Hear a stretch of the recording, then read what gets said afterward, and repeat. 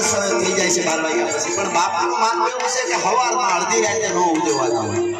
એટલે છેલ્લે આપણે 5 વાગે આપણે ડાયરો જ્યારે પૂર્ણ કરવા જાઉં ત્યારે આપણે પણ પૂરી બાપુનો હવે જન્મદિવસ થઈ ગયો કહેવાય, પ્રાગટ્ય દિવસ થઈ ગયો કહેવાય. આપણા બધા માટે બધાને ગિરનારી બધાય હો, બધાય હો.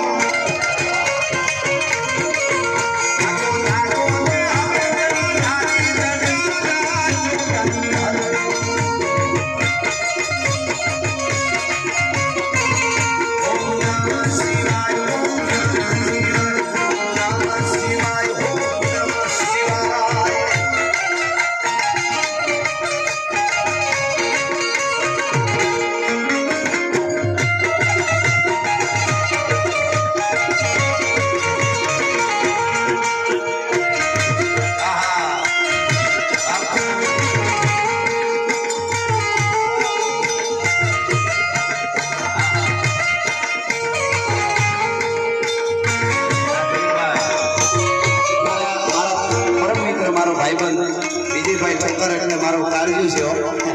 એમના આખા ભાઈ નાના ભાઈના દીકરાનો જન્મદિવસ છે આજે, એને હું વધારે આપું છું.